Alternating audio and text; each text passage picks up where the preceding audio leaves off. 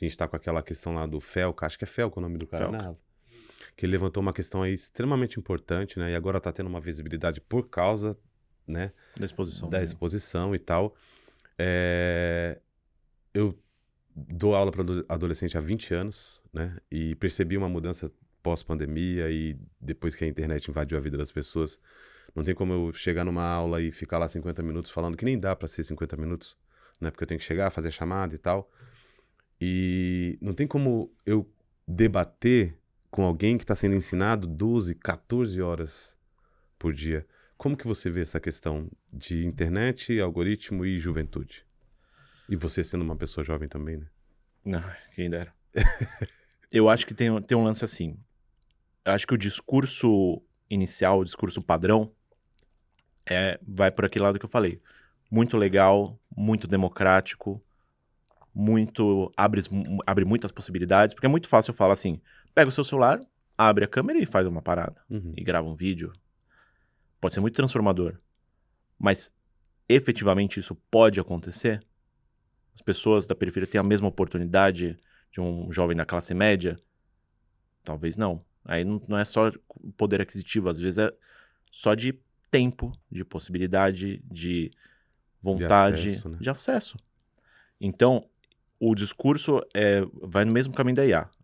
O discurso é muito bonito, é muito legal, mas na prática eu tenho esse temor que também estejam criando-se essas bolhas digitais, em que as coisas ficam muito, como a gente diz, isso é uma coisa que a gente sempre nota em período eleitoral, ou período que tem grandes eventos que todo mundo começa a falar sobre isso, quando você vê que os assuntos furam a bolha.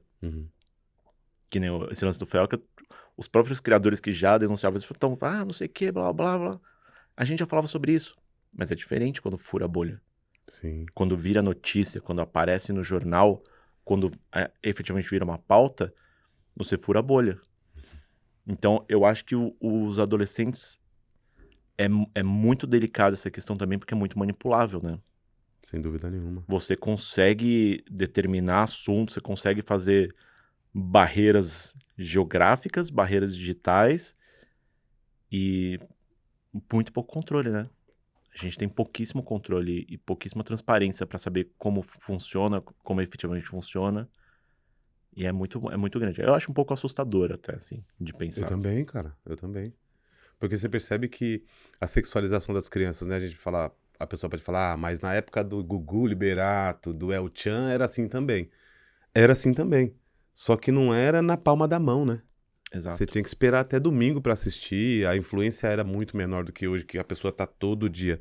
Então, se você tá lá vendo uma coisa e ele leu o seu olho ou a sua expressão facial e viu que você não gostou, isso já é um parâmetro pra mandar as coisas pra você. Sim, e por mais bizarro que fosse uma banheira do Gugu da vida e tudo que a gente vivia nos anos 90 ali, era uma opção, né? Exato. E na pior das situações possíveis, estava a família inteira na sala. Hoje, que já era bizarro, né? Que já era bizarro. Não me entenda mal, era terrível, eram domingos constrangedores.